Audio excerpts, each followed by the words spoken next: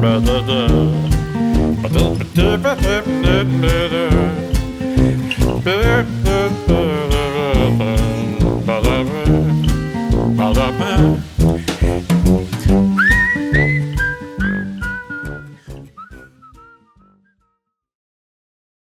it's not like buying a TV where if you don't have a warranty and it breaks, you're kind of screwed. I mean, where are you going to bring it to get it fixed? That wouldn't for the cost of a TV, you could just go buy a new TV, But on a guitar, I mean, I suppose maybe one bad fret, but even that you could probably get replaced for just under $50. If it was one bad fret, a bad tuner again. So you could buy a whole set of tuners for $100. Here's an interesting thing about warranty. Like you take an amplifier. That's a little different though, because amps are electronics, and so there's more that go wrong and less than I could fix. So I might be a little bit more inclined to get a new amplifier than used, but not much more inclined. Just a little bit. But like if you want a JCM 800, right? Well, where are you going to get that unless you buy it used? And you could get a Japanese Strat. Where are you going to get that unless you buy it used? Exactly. But if you want something like that, well, you take Actually, I take that back. They do make a line of Japanese Strats. They're just not available in the U.S. Today, with all the fakes, though, it's I'd be hesitant.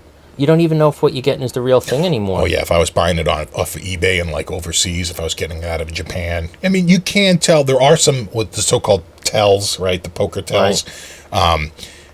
The whole thing about the copies is that I'd be so reluctant to buy a copy of a Fender guitar just because, Fender's a fairly reasonably priced instrument. That's why I think Gibson takes the hit. It's their prices have hurt them a little bit, and that's why I think the more fakes are made for Gibson.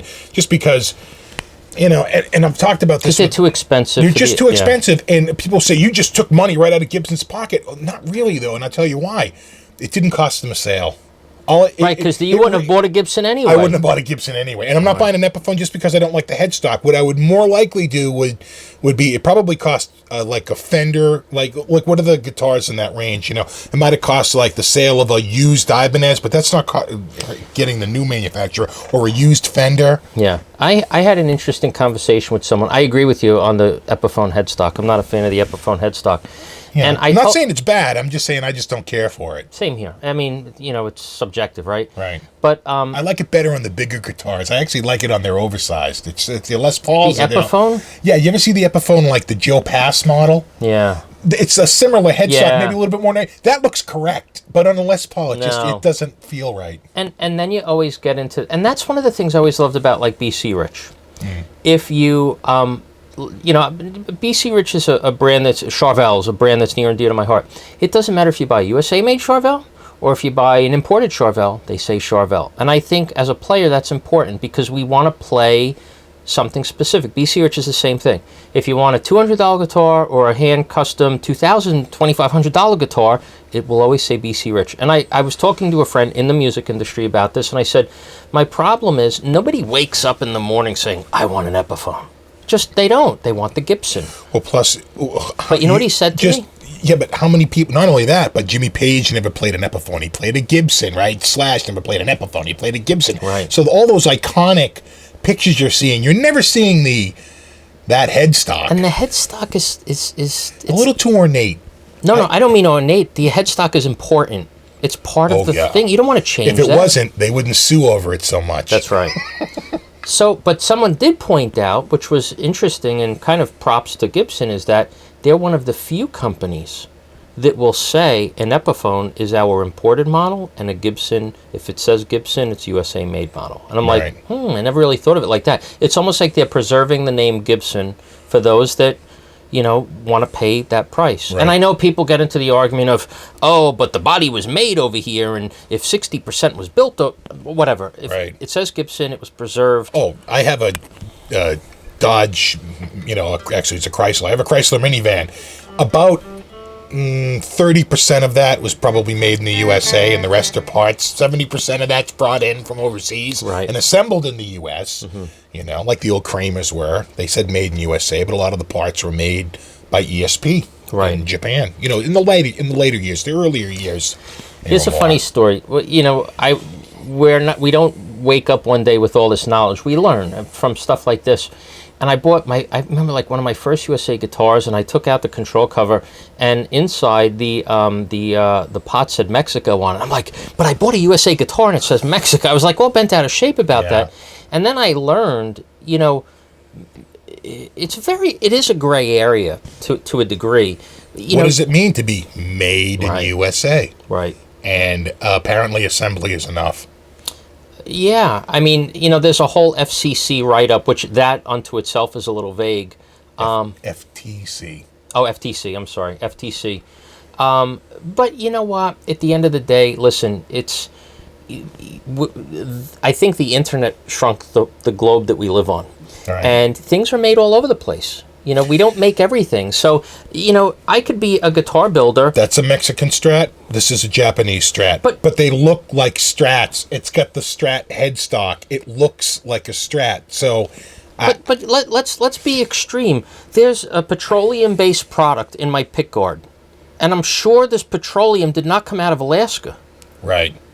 So does that mean because the petroleum that's used in the paint or the pickguard was that feels Syrian. I don't like it. You know what I'm saying? Like, we're a global economy. It's the way the world. It really is. Yeah. And so I think my feeling on it is this. I wish Gibson would take a page from Fender's book, rebrand it. I'm not saying don't call it Epiphone. I'm saying look at the Epiphone Explorer versus the Gibson Explorer. They didn't change the headstock. I'm comfortable with an Epiphone Explorer because I don't care that it says Epiphone versus kind of like that says Squier. That says Squier. That says Fender. But I have another one over there that says Squier, but it's the same headstock. Because I like that. That's the big like This Yinve. is the 70s. This is the big like 70s. Like 65 through 80. This looks like a David Gilmour signature series. That's kind of why I bought it. And I bought it because it was cheap, and I bought it because it was made in Japan, and I love Japanese-made guitars, And for a guitar that's, 31 years old, it's in incredible shape. Right. They really, built to last. You know what's interesting? I saw a Dave Mustaine video, and he was talking about, I guess help me out, FTC, FCC? I think for him it was the FCC. Well, FCC regulates the airwaves, and the FTC, it's the Federal Trade Commission versus the Federal Communications Commission. So it was about, and he did a video saying that I can't endorse a guitar that I don't play. And I play the guitars that have my name, I actually play. And he said, and I'm paraphrasing, but something along the lines of, I could actually get in trouble for endorsing a guitar that I don't play. Oh, I don't know about that.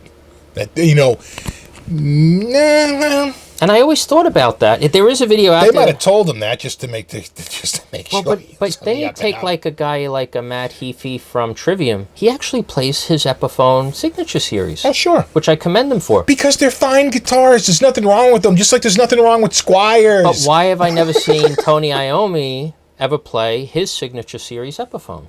Ever. In fact, he's not even in his own ad. Right.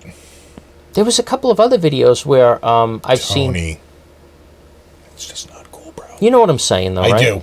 I do. I love Tony Iommi. Me too, no doubt. That's why I have a Tony Iommi Gibson signature. I have the Epiphone. That was probably a little cheaper. I paid $3.15 for that.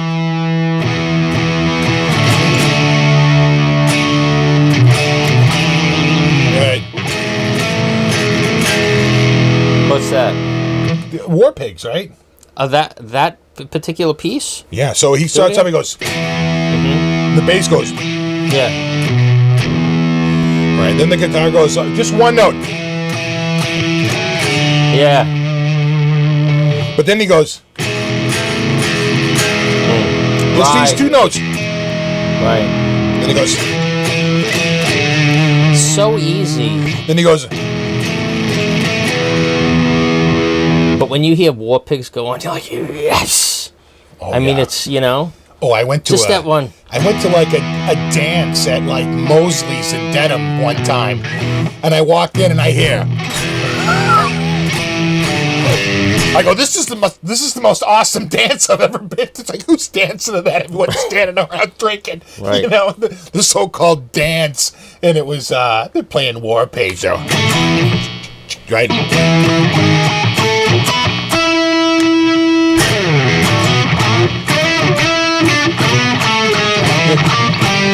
So he goes up Nice. major, right? So he goes.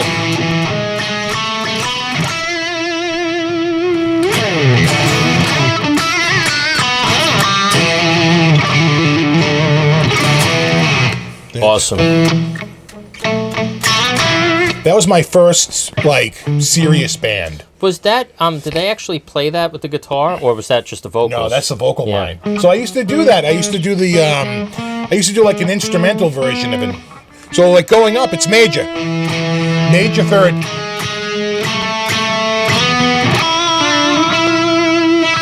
And then going down, it's minor. Yeah. Badass. Oh God, he's the riff master. The master. Don't ever forget that. He really just I was listening to I think that's when people wrote songs that had passion and vigor. well, they were riff-based songs, and they were just so well done.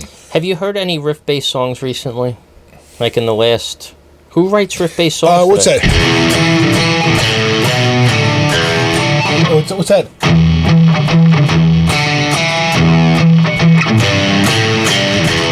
There is a band out there that does a song like that. Did you see that ad with the... Everyone was like, oh my God, did you see that baby playing the guitar? And they hand the little baby the guitar. And at the end, the baby goes like this. I'm like, that's computer... Does you think a baby is going like this on camera? I mean, seriously. That was like the Dancing Baby videos. Remember It was- those? yeah, exactly. It's like, It was- you know, doing like all sorts Exactly. of... Yeah. And so, you know, but his riff was like... You know, and it was a riff-based song, but like you say, there's no...